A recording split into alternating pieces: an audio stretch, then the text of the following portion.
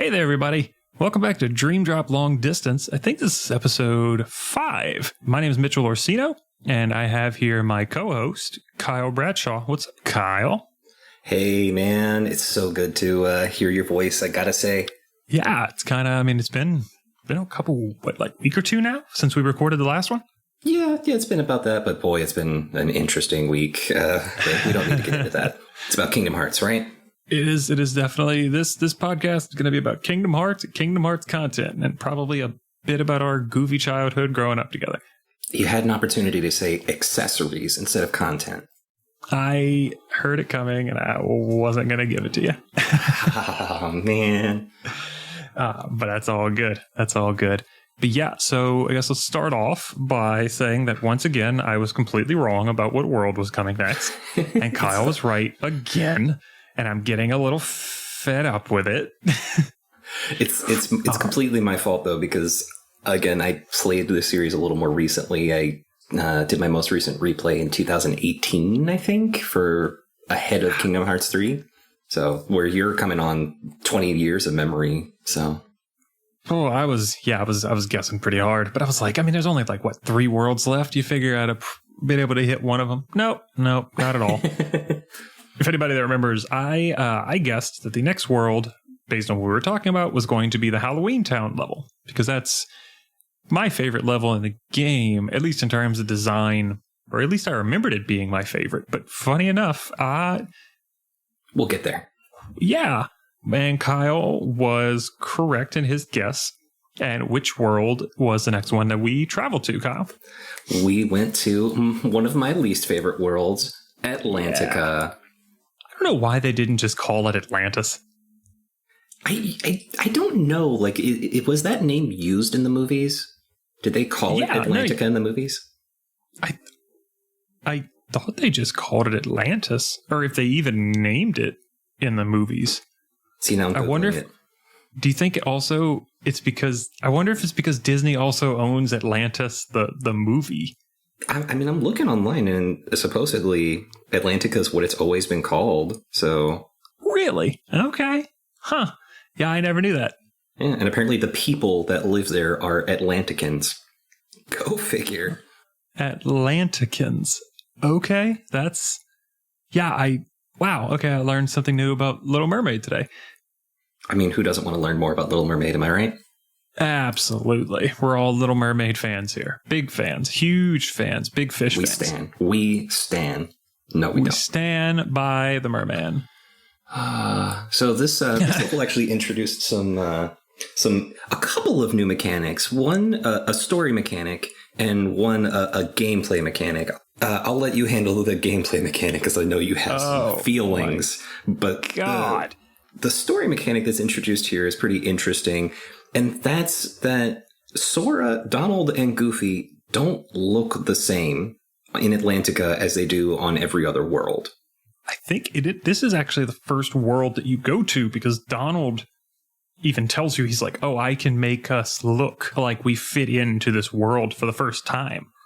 Which kind of becomes like a core gimmick for the rest of the series. Yeah, and that was one of the things that was so interesting to me. I never thought about it before, that this was the first instance of it. It's almost like the game designers kind of realized that they could, because they needed to do it for this world. And then after that point, they're like, well, why don't we just do this more often? And I'm glad they did. So whenever they get to Atlantica, obviously, the entire world is completely submerged under the ocean or sea or whatever they call it. Under the sea. There you go. Thank you, Kyle. Under the sea. Under the sea. That was pretty good. So the world in Atlantica, this is the Little Mermaid level. Everything is underwater. And as Kyle stated, Donald changes Sora, Goofy, and himself into more aquatic versions. And you get mermaid or merman Sora with a fish, with a dolphin-y fish tail. And nipples.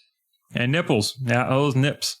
It's just right there, man. They put it in camera shot so many times. They're like, Sora has nipples now. Look. I don't understand why they cut it off at right below the navel, so he still has a belly button. That is weird, huh? I didn't think about that. Yeah. I was too distracted by his nipples, but that actually makes me uncomfortable too. Yeah, they like cut it off at the hip. I don't know. I feel like it could have blended a little better. There could have been a little more gradient of fish to human, but I'm not going to. Whatever. I didn't make the game. And then you have the creepier one to me, which is Donald, but his lower half is now octopus legs. Yeah, this is some serious Cronenberg stuff going on here. Yeah, we're starting to get into some Lovecraftian duck horror. But then, you know, you completely contrast these with the most adorable thing in the world, which is Sea Turtle Goofy, which is just a sea turtle body and shell with Goofy's head sticking out of it. The correct form for Goofy. Goofy should always look this way. Absolutely. It's amazing. And you realize quickly that, oh, Goofy doesn't have his shield because his turtle shell is his shield. Well, sort of. I feel like I thought Goofy still kind of like had a shield that was like attached, but could also detach. I don't know. It was weird. I kind of remember seeing it like dangling off the side of him like a saddlebag. It was kind of weird looking. Did it? I thought I could. I mean, I guess in the fights, because like this level did a good job of mobbing you. Oh with my enemies. God. I rarely was able to keep track, especially for some of the. We'll get into it, like the different kinds of Heartless and stuff, because this level introduced quite a bit. Heartless that you won't see anywhere else, too.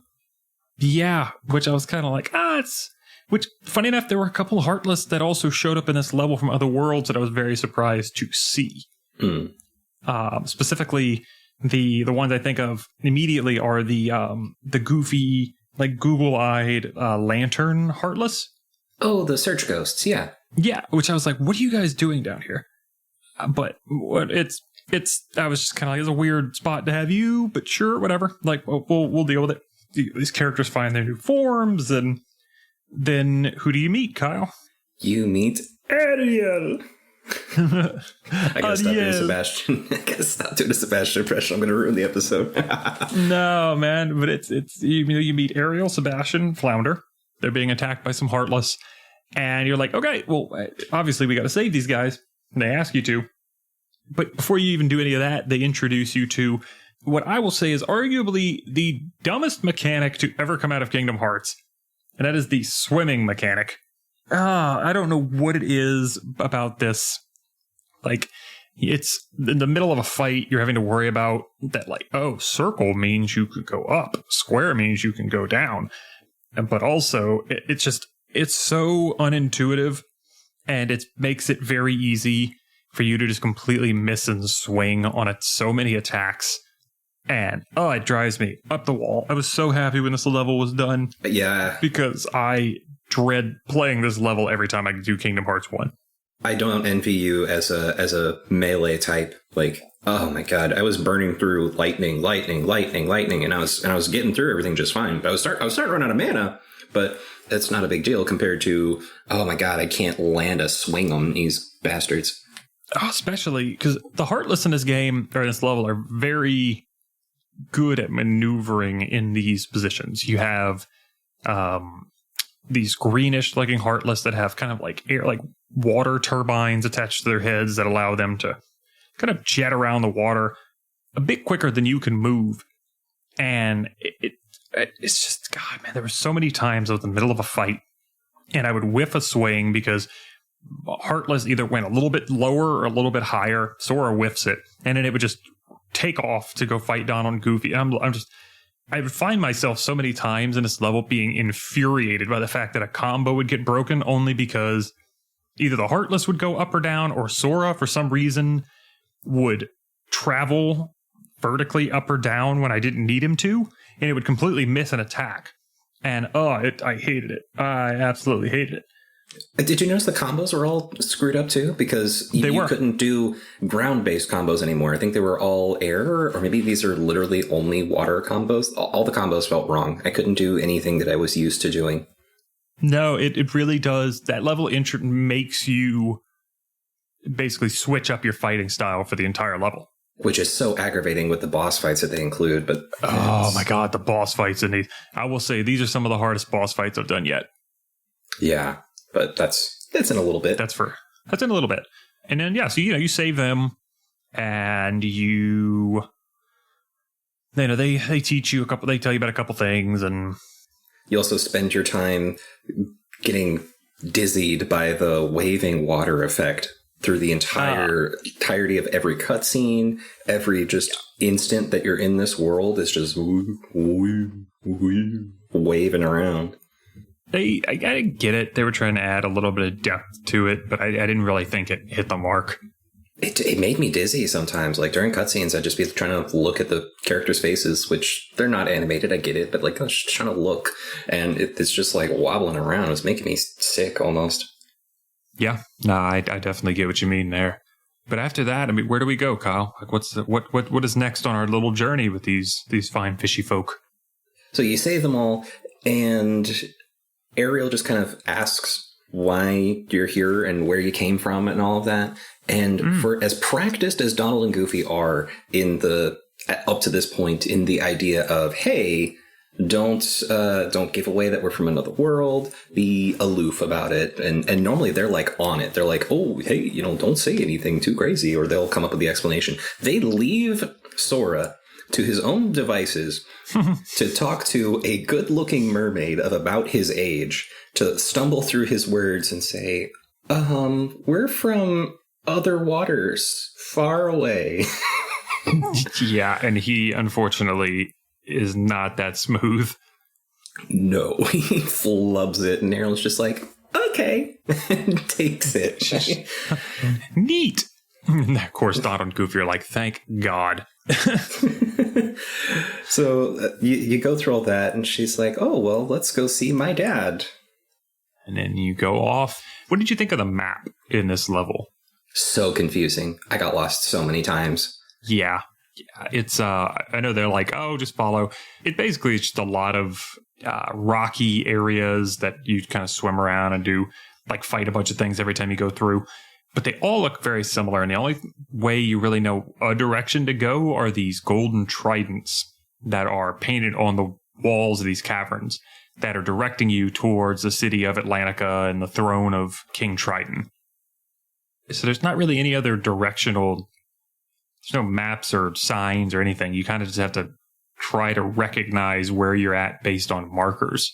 Yeah, and the maps are so indistinguishable from one another. Like there's no landmarks to go on other than those arrows. Like if those arrows weren't there, this level would be so boring that I imagine people would just give up at some point.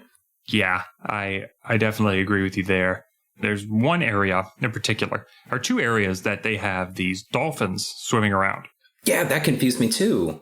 There's two levels with that. I only thought there was one. I was so confused. I did the same thing, but I tried to ride it before the story element that requires it. And I remember, we latch on, and this dolphin basically just runs around the interior of this area on his little dolphin legs. And I was waiting for it to bring me somewhere or do something. And after about the fifth time this thing has done a lap, I'm just like, did the game glitch? And then I figured out you can hop off. But then we'll talk about later, there actually is a use for that dolphin, just not at that time.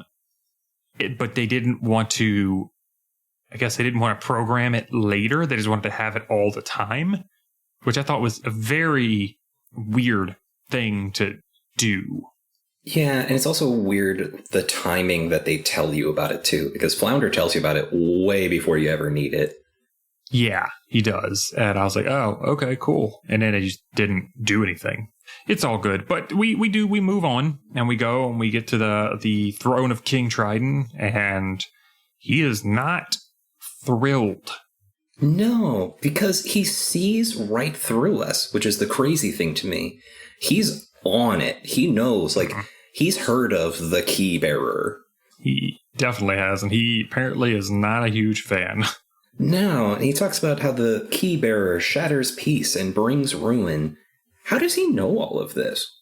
I mean, he seems to be the one in charge of keeping the keyhole and everything else protected. So I imagine he somehow, I would not be surprised if later on, and it's such a complete guess, that King Mickey has been there before and they have had conversations. That's a good guess. I like that. That would make sense. Or somebody like Ansem. Well, because Trident seems like a pretty powerful character, even in the Disney universe. And I wouldn't be surprised if somebody like that who has their hands in keeping Kingdom Hearts safe wouldn't be going to somebody like him, kind of creating the Justice League to the current villain Legion of Doom. Oh man, that'd be something to see. Could you imagine that plot line? I'd watch a movie. Anyway, it's interesting because I was thinking along the same lines that you were, that it's about the fact that Triton is a ruler of his world. But then it made me think of the Queen of Hearts, who has no idea of anything that's going on. She's never heard of Heartless. She's never heard of Keys. She doesn't know anything. Well, she seems stupid. So... Oh, wow, thank you for your in-depth analysis. No, I know you're being serious. Like Maleficent seems like she's only recruiting people that have some intelligence and some level of skill. Whereas the Queen of Hearts is just spoiled. And I feel like Maleficent probably took one look at her and was like, you are more trouble than the Heartless. I am not dealing with this. I just want your princess, and that's it. Like, she probably hasn't. That's why she probably hasn't even like made an appearance to the Queen of Hearts. Oh yeah, no. Like, Maleficent can just take Alice from under the Queen of Hearts and not have it be a big deal. Like, oh, you just interrupted our court practice. Oh well, I guess I'm just going to sit here in the courtroom for the remainder of time. Yeah, just I really do. I think she is just like, you are so beneath me that I'm just not even going to associate myself with you. But Triton, I'd draft Titan if I was picking a team. Yeah, definitely. I mean, he's got the trident. As long as he has his trident, he's almost, I don't want to say all powerful, but like, he's strong and can keeps an iron grip. But it starts to backfire against him, by being so headstrong and unchanging. Yeah. Though I will say, I feel like, once again, this rendition of the Disney world isn't doing a very good job of telling the story. Because it's been a long time since I've seen The Little Mermaid, but I don't think that Ariel was in real danger in the movie. No, so wasn't. His iron fist was kind of unnecessary and was all more of like a metaphor for a teenager trying to get out from the grip of their parents, right?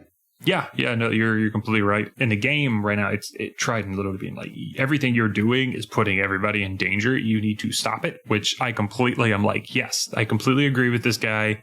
He knows more than her currently, and he's like trying to keep everybody safe. But in the movies, he very much was just Ariel being like, I'm an adult, I want to see the world, and him just being like, you're not ready for that. Like, you don't know what the world. It's the tale as old as time. No, that's in the next game. It's the child growing up and wanting to be an adult, and the parent not being willing to let them do that yet. I mean, other than maybe Trident in the movies, understanding that Ursula was also a possible threat, which we're about to get into, who the villain of this thing is, and I just spoiled it. Damn it. How could you do that? It's almost like Ursula had been talking in previous instances of the villainous cabal. It's almost like we should have known by now that Ursula was coming. I know, but I shouldn't have dropped the ball. But anyway, then, we leave because Ariel takes off and we go after her. But there is somebody watching us. And who is that, Kyle? Is it yet another cutaway to Sebastian? I do believe there is that, but they do take off. And the cutaway is of Ursula, if I remember correctly, Ursula watching them. Oh, yeah, that's right. She's watching from her cauldron. I forgot about that. Watching from her cauldron with Flotsam and Jetsam, her little creepy golden-eyed eel buddies. And she's starting to plot on how to get the trident because she realizes that this is how she can access the heart of their world. Well, so we go exploring. This is when Flounder tells us about, hey, if you take the dolphin, it can get you to a different area, which it does. And it allows you to fight these currents in this cave that you normally have to just kind of follow. But the dolphin allows you to get to what is a sunken pirate ship. Yeah, sunken ship of some sort. And inside of there, for one, there's the shark fight, which is really cool. The shark fight is very, very cool. But I don't remember that. Was the shark in the movie, or was the shark only in the... No, it was in the movie. It definitely was in the movie. Because Ariel was like scavenging inside of Prince Eric's ship, and the shark is trying to get her. Oh, that explains it. Yeah. See, That's weird, though. You ever think about that? Like, I know that later on they establish that there's a land above Atlantica. But if you look at it just from the perspective that they show you when you're in space, right? When you're in the gummy ship menu, there's just like some rocks and ocean. Just a sphere of ocean with some rocks that kind of add weird structure to it. There's no land for the ship to have come from. You know? No, from the gummy ship, it almost seems like a giant fishbowl. Yeah. And I agree. It's like, what world is she talking? But in the game, she's talking more about like, I want to see other worlds. I want to see these. Right. I want to see new places. And it's like, does she know? Has she been listening to him? Whenever he talks about like beings from different worlds? Well, you actually bring up an interesting point about the other worlds. If you look around, some of the things in her grotto came from other worlds. Like, I think there was some stuff from Agrabah. I think there was There were some from the Colosseum. They did a good job of adding a bunch of little Easter eggs in her grotto. That's really cool. And, you know, you can hunt around for them and look. You can't pick any up or collect them, but you can be like, oh, damn. I thought I saw one that looked like a photo from Tarzan, maybe, but I can't remember. That sounds familiar. So that's kind of interesting. So it does imply that just like in the movie where she's collecting things from the surface, here in the game, she's managing to collect things that somehow show up from other worlds, which is weird, and we probably shouldn't think too hard about it. While we're down there, though, and we're in the ship, and we get done fighting the shark, we find a crystalline tip of a trident, or what looks like the tip of a trident. And upon finding this, we realize that you start to think back, and inside of Ariel's grotto, there is an engraving that's about the same shape. I don't remember if it was Sebastian or somebody. They were like, oh, maybe this will fit in that divot. It definitely wouldn't have been Sebastian. Sebastian is just kind of like stalking us, and we get to see nice little camera shots of him for no reason over and over again. But I guess it's just to show that he's reporting back to King Triton. Freaking Sebastian playing Lupin the Third over here. But yes, we go back to Ariel's grotto, and before you can even use it, Triton comes in pretty pissed. Yeah, he's like, I warned you, Keyblade wielder. Do not meddle in the affairs of other worlds. And he blows that thing clean up. To freaking smithereens. Yeah, which, hey man, he seems to be the guardian of this place, so I don't blame him. Yeah, and honestly, if he truly believes that the Keybearer brings ruin, I mean, I would imagine he'd be trying to keep the Keybearer from finding the keyhole. So I don't blame him. 100% agree. He apparently has some bad blood about the key bearers, and he is not slacking off with it. He's not putting up with it. He's just like, if you mess with this, I am ending it right now. Like I said, I think that's kind of cool. I think that's a good character. But yeah, so you get done with that, and of course Ariel's just like, Daddy, why would you do that? Blah, blah, blah. And it's like, good God, Ariel, come on.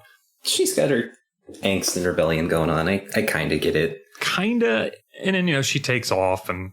Of course, finds Ursula. She does, or Ursula finds her, for sure.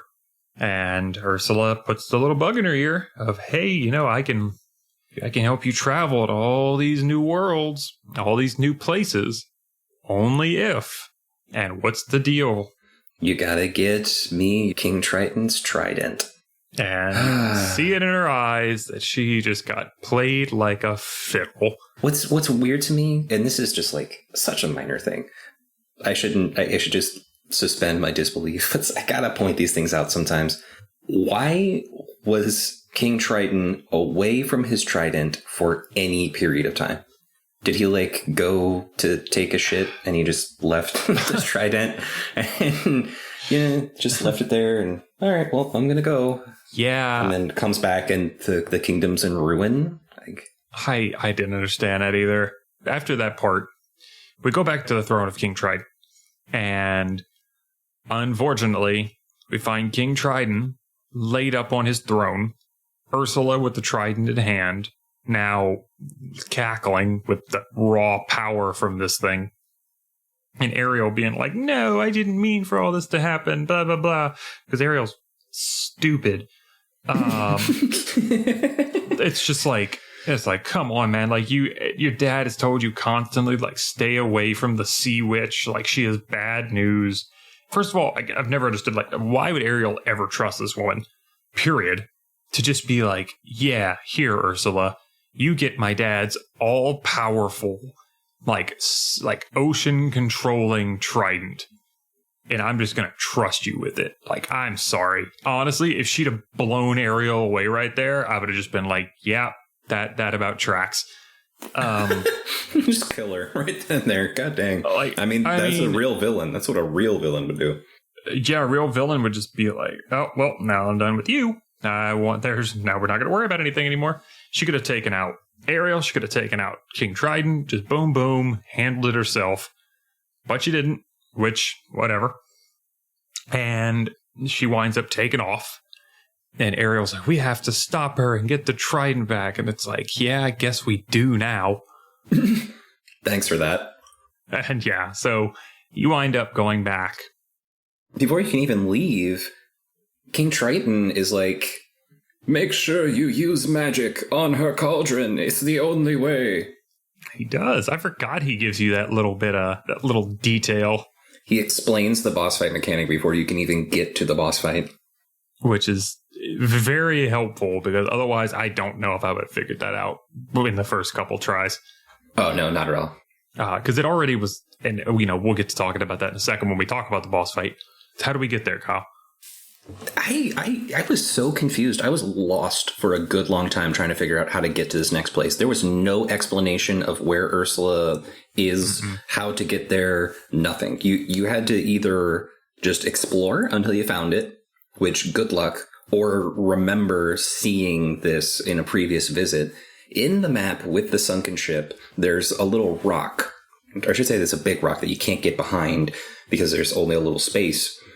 And before it was just like, man, if only we had a way to reach that, which I was kind of thinking like, maybe we'll learn a spell or something and be able to do that. But no, all you need to do is go look at that button again in this point in the story. And Sebastian's like, I'll open that for you. And he presses the button and opens this door to Ursula's den that has been there the whole time, apparently. But we just couldn't touch the button because Sebastian didn't like us or trust us enough.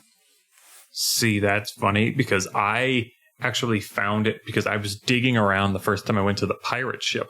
And it says, this looks like the entrance to Ursula's lair, but we can't get to the button.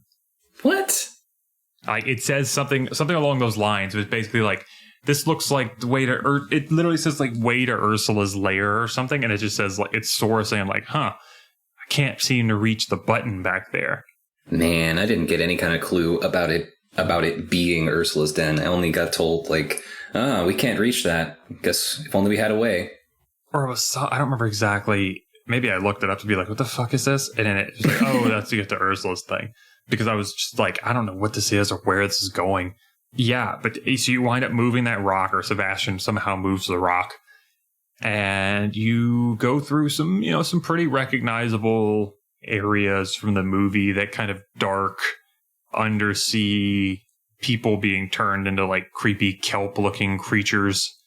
Yeah, that's that look at you as you go by. Their heads turn and follow you with their eyes. It's terrifying. I like it. It was spooky. It was a pretty interesting way to do that, to really kind of get you ready for this fight with a sea witch. Yeah. And along the way you get one of the only save spots on this world. Have you noticed that there's just like no save spots in this world? I mean, there's 3, but they're very well hidden. And they're so out of the way. Like, one of them is way back at the very beginning of the map where you started. One of them is at King Triton's palace. And in this one is buried probably 3 levels into Ursula's cavern. I don't know. I really didn't like that it was so difficult to get to a safe spot. I didn't even find the one in King Triton's place for a long time because I didn't have a reason to stay and explore King Triton's. Every time we would go there, it'd be cutscene, and then you're outside of it again. I never actually got to just go inside and hang out. I think I found it after the first time he was yelling at Ariel. And I was like, I bet there's got to be a save around here. And I saw a giant clam next to his throne, and I'm like, got it. And I whacked it. It was a save point. So you're a better gamer than I. I didn't catch that for a while. It just felt right. I was like, there's no way there isn't a save point on this side of the map. And lo and behold. Anyway, you get your save spot, which is very important, very crucial. Gives you an opportunity to go stock up on all the ethers that you probably need before this stupid fight. Uh-huh. And finally, you head into Ursula's den. She and Flotsam and Jetsam are cooking up a strange brew of some sort. I don't really know why we went in here, to be honest with you, other than because the game designers wanted to show this map, which is fine. I respect that. Yeah, it has a little bit. Nice little gimmick fight. You know, I found this pretty easy, to be honest with you. I was just, I would say second try, it was pretty easy. It's just keep using lightning. The lightning strikes the cauldron shoots out the fire, and by doing lightning, you're also taking out Flotsam and Jetsam at the same time. So it was pretty straightforward once I started doing that. I had a tough time with this one because I was like, okay, Fireball isn't the only... Like, after a minute, Fireball stopped doing damage to it. And I didn't realize that once it turned green, you had to hit it with lightning. Oh, no, I didn't catch any of that. Apparently, there's a color-coded type thing that you have to do as well. And I was like, oh, okay, well, that would have been beneficial. Ursula, basically, there's a cauldron in the middle of her arena.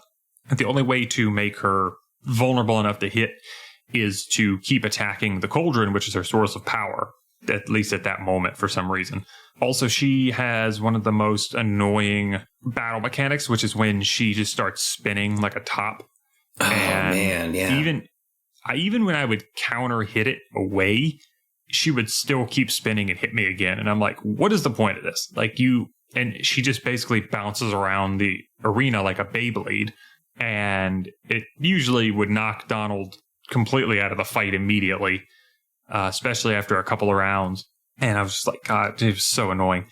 Once you wind up beating her, because once you realize the cauldron mechanic, she's not much.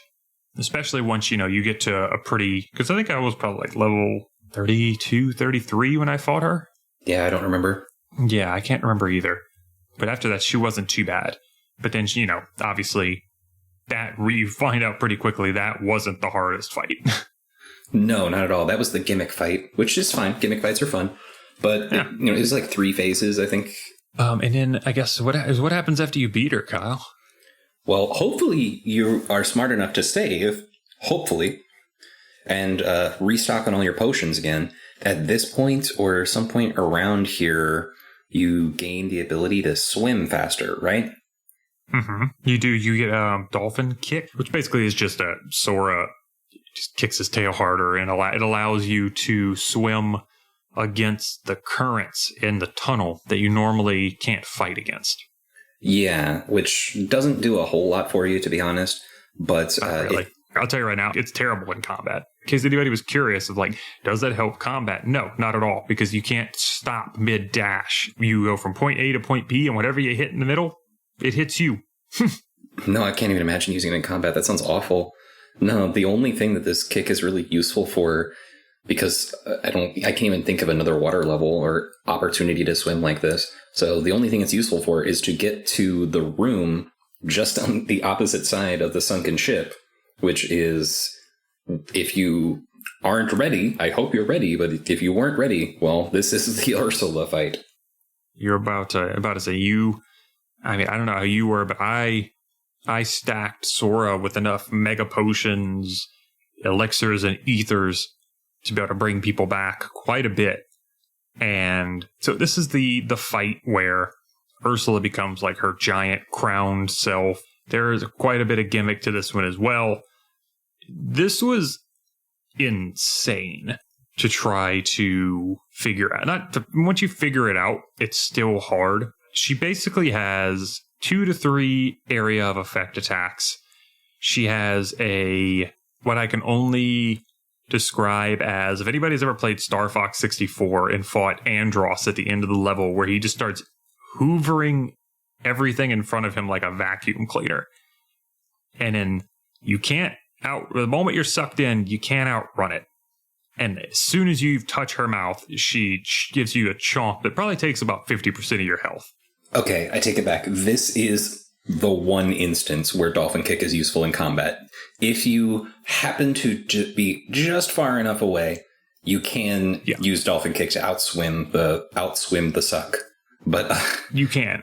But to be in range to actually be fighting her, you're probably too close to avoid getting sucked in. Because Dolphin Kick isn't faster than her suck, you have to have a little bit of space to avoid getting bitten.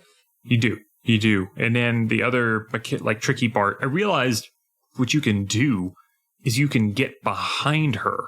If you keep swimming fast enough, you could get behind her and kind of stay behind her neck. The AoE attacks, like the thunder lightning she produces and stuff, might still hit. But the majority of her more upfront powerful attacks do not work from the back. The real issue is that the entire time you're trying to swim around her, she's just turning with you. Yep. Which is a bit of a pain in the ass. And the only thing you can kind of hope for is that Goofy or Donald stun her just long enough for you to be able to get over her shoulder and get behind her neck. Yeah. But once you do, you're pretty well set. Yeah, that was why I wound up beating her. I also would stack Arrow, the wind-based shield spell, on myself, because there were plenty of times where I was behind her, and if I didn't have that, the lightning she produced would knock me away, giving her enough time to rotate 180 and be in my face. And at that point, it was pretty much done. Man. See, I had so much trouble with this fight because most of the time I'm using magic because that's just the build that I'm going for. But I had to actually change Keyblades to manage in this fight. I switched to the one that Pinocchio gives you, I think, just because it has the extra crits on it or something. Like every combo ends in a crit, because having the extra magic damage was not doing any good because my spells were not exactly very effective against her. I actually rebuilt Sora for this fight, and I wound up taking away items that gave me magic. I got rid of one item that got rid of 1 MP, got rid of my AP boosting items, and stacked strength and HP. And then I switched to 3 Wishes, which is the Aladdin Keyblade that you get, because that also added to strength. I basically was I'm just going to get behind her. I changed up Donald and Goofy settings to make them a little more frequent to attacking directly. And then I just was like, I'm going to get behind her and I'm just going to disconnect her neck from her shoulders with how many times I'm going to hit her with this Keyblade. Oh my God. And after about the 3rd attempt, we finally got it done and we beat her. Yeah, you got me beat. I think it took me 4 or 5. She was not a good fight for me. No, I can see why a magic-based build, this would not be the fight for you. Yeah, this was so aggravating. It wouldn't be as bad if I could still do all of my normal ground combos. Yeah. Because I have that combo finisher, which works 100% of the time as long as I finish my combo. It deals damage based on the amount of MP that I have. So that would have worked great if I could have just kept using that. But because the ground combos weren't working, I wasn't doing squat to her back there. Which combo was that? It was one of the first ones that I got on, but I took the magic build. You probably aren't going to see that one for a while. The other thing was that it would have been smart to put on something like a Thundara ring, because that was what was really getting me, was all that thunder that she kept calling down from the sky. In hindsight, I probably should have done the same thing. My brain, I was like, it added a tiny bit of defense. But in my head, I was like, I just need to boost strength, take the HP boost, and be able to heal. Because I tweaked Donald to basically just be a white mage, healing items frequently, healing magic frequently. It's like, Donald, do not worry about attacking Goofy. Lay into her, whatever you got to do. And the build wound up working. It wound up working pretty well after, like I said, a couple times. But I'm glad to hear we both were able to beat her. You return the trident to King Triton, and he is grateful, and he concedes that perhaps he was wrong about the key bearer, and that he was wrong about the way that he was treating his daughter. He learned. You could tell. He kind of figured it out. He took a lesson here. What I wrote down was, you followed Ursula because I wouldn't let you follow your heart. They shoehorned it pretty hard here, but at the same time, I like that they brought the plot of the story back around to developing the concept of the heart. Yeah, I mean, it was definitely on the nose. But at the same time, it's a little weird that they tried to tell the story of Little Mermaid without any hint of romance. Yeah. I don't know. Like, everything kind of plays around, and you find out, like you said, his trident can be used as a key to open the door to the world. And he does open it for you. Yeah, so that you can lock the keyhole. And in the process of doing so, you are also given another page of Ansem's report. You do. Which is something we will, I think we'll talk at length about a little later on. I think so. And then also, inside of, I don't know if you found it, inside of Ariel's grotto, you find a page to the book that is Winnie the Pooh. Yeah, I got the torn page. Did you find the Orichalcum, or however you pronounce that? I did. That Orichalcum. Yeah, I did. That was good. I don't know if I liked the gimmick, but it was interesting to find your way around there. And it's like, oh, a shortcut. Sweet. I was like, that's kind of cute. I like that. And yeah, I mean, and after that, you have essentially beaten Atlantica. You really don't have anything else to do on that world. Thank God. Yeah, I was very, very quick to... Some people are like, oh, did you explore? I'm like, nope, no, I did not. I got the hell out of there. Yeah. So yeah, you get back in your gummy ship, and at this point, I wasn't quite ready to go on to the next world yet, and I was feeling a little bit stronger than I was before, having kicked Ursula's ass.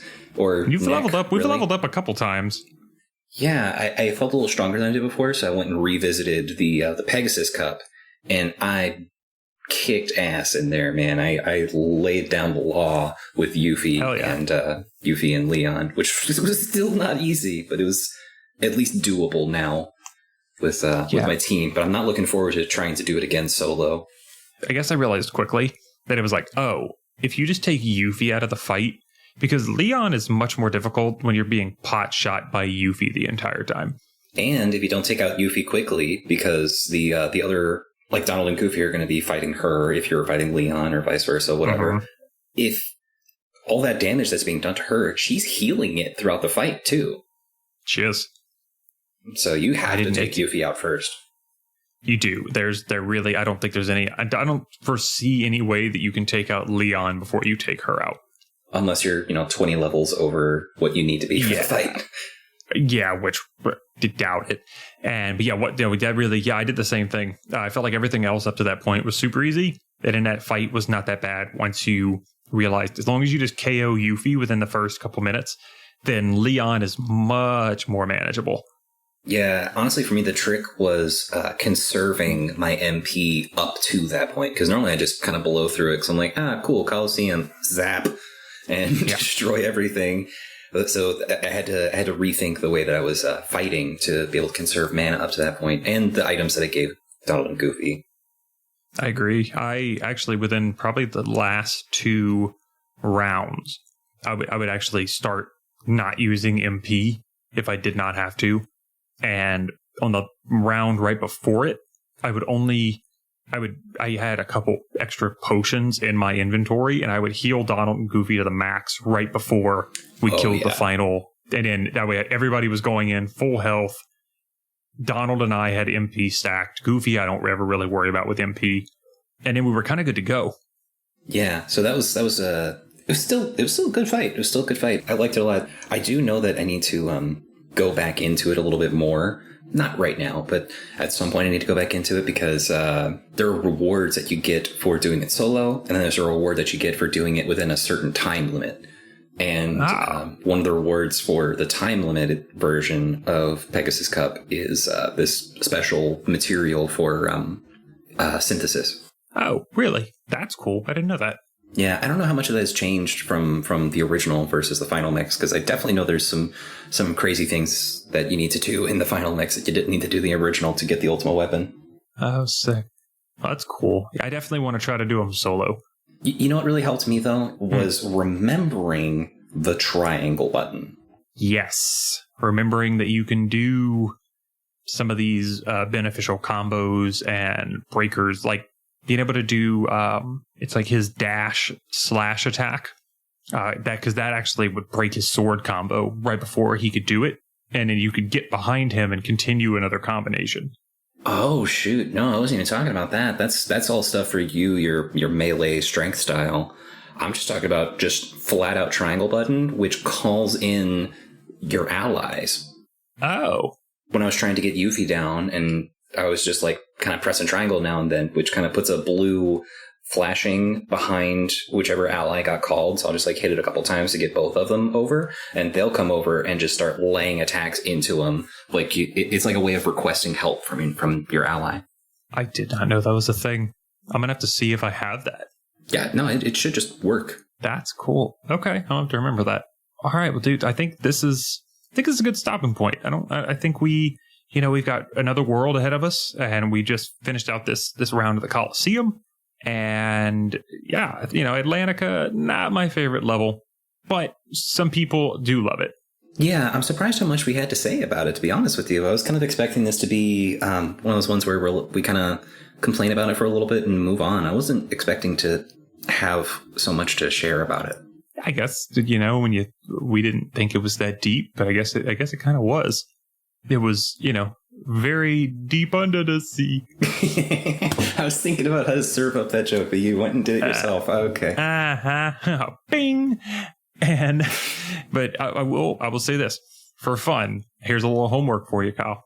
Before the next episode, I want you to think up, and this could be anywhere in the Disney universe. And I say Disney as in Disney Pixar. Yeah, Disney Pixar. Get me 5 non-villain characters that you would draft onto your super team to face off against the current league of villains that we are experiencing in this game. Oh man, the Cabal, huh? Who do I want to go against the Cabal? That's going to be tough. That's really going to be tough. Basically, if Mickey came in and was like, it's going to be me and 5 others. And when we get to the next episode, I want to hear what you think. Well, thanks everybody for listening. Yep. Thank you all for joining us on this little Kingdom Hearts journey. Yeah. And we'll see you on the next one. Hey there, Kingdom Hearts fans. Thanks for listening to the episode. Dream Drop Long Distance is hosted by Mitchell Orsino and Kyle Bradshaw, and is produced by Kyle Bradshaw. Our theme music was written and recorded by Alex McLean.